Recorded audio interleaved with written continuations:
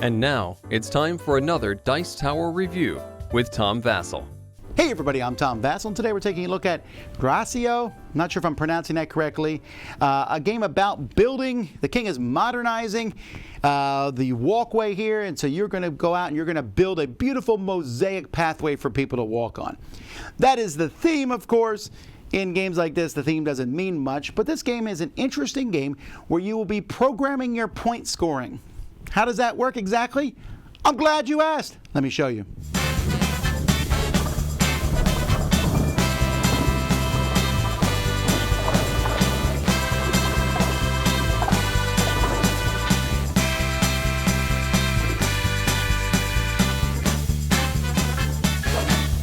You're going to build the area here based on a number of players. So this is the biggest it can get, 4 players. If it was 3, it'd be a little bit shorter, closer together. There's 4 different colored tiles here. You're going to randomly draw 2 different ones and place them in the corners here. Each player is going to get their own player board here where they'll draw 4 tiles. You'll have some cards here in the middle of the table. And each player is going to start the game with 3 cards. You'll draw 5 and pick 3 of them to keep. On a player's turn, the first thing they do is they play a card from their hand. They're going to be playing this card in front of them in a queue. So once your first card will be played here, and then the next time you play a card, they'll push each other down the line. You can play a card face down so that it gives you a coin. In fact, in your first turn, you have to do that because you have no money. Or you can play a card face up, but then you must pay the money on that card. You then activate each of the cards from left to right. So if they are face down, you just get money. If they're face up, if you can see that pattern anywhere on the board, you will get that many points for each time that pattern is on the board. After that, players are going to be placing tiles. So you're going to place tiles from left to right. You must always place one. Now you have to place it next to another tile that's already on the board, so I place that one there. There's no restrictions to how you place these tiles, but if you place a tile so it touches the same color, you can place another one. So maybe I'll put that one there. Now I can place another one. Now this green one, I can touch this one. Yay! Now I can place the 4th one if I want to. And I might put it here. Now if that had been my 3rd one, I would have stopped because there's no red tile on the board.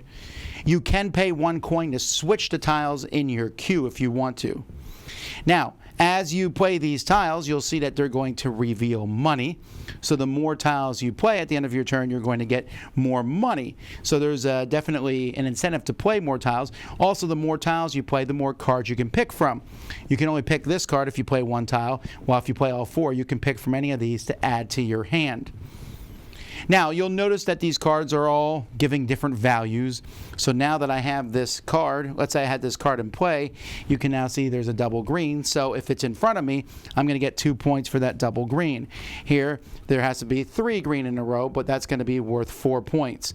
Here, I have 2 reds diagonal, which are worth 2 points. And as this gets filled in, cards are going to become more and more valuable.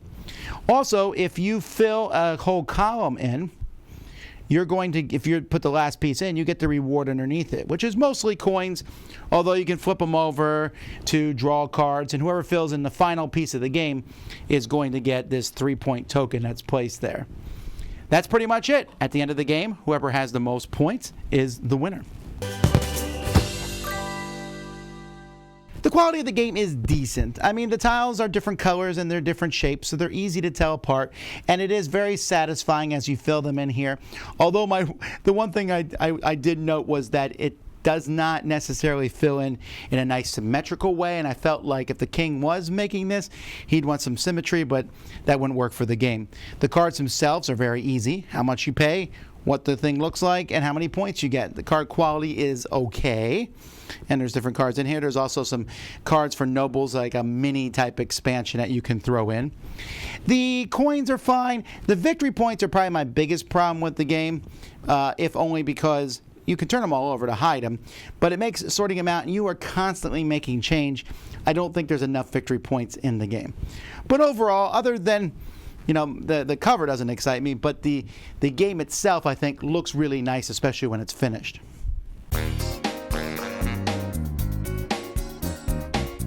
So there you go. I think this game scales really well from 2 to 4. It kind of flows neat. And at the beginning of the game, there's this sense of, oh, man, what am I supposed to be doing here? I'm out of money.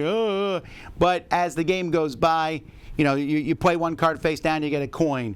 You place your first tile, you're going to get another coin. So you have 2 coins for turn 2. By turn 3, you'll have 4 coins, probably, and maybe more.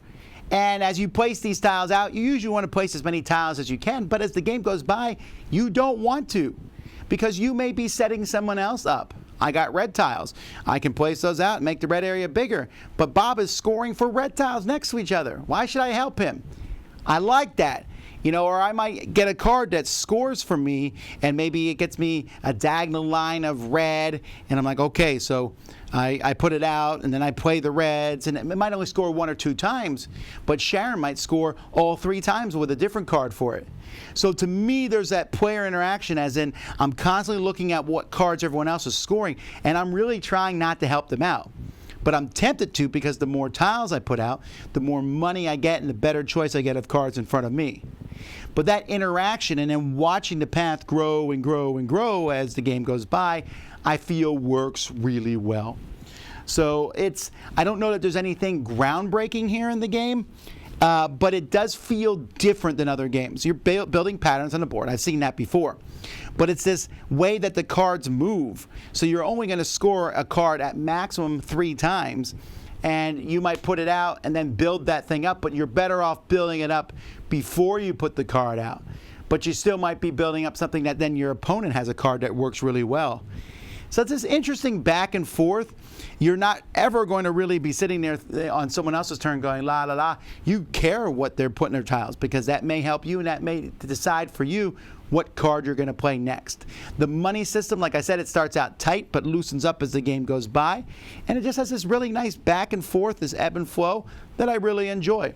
So certainly one to check out. I don't know that the cover gets me super excited about the game, but the gameplay itself feels fresh and interesting. Dice Tower Judgment approved.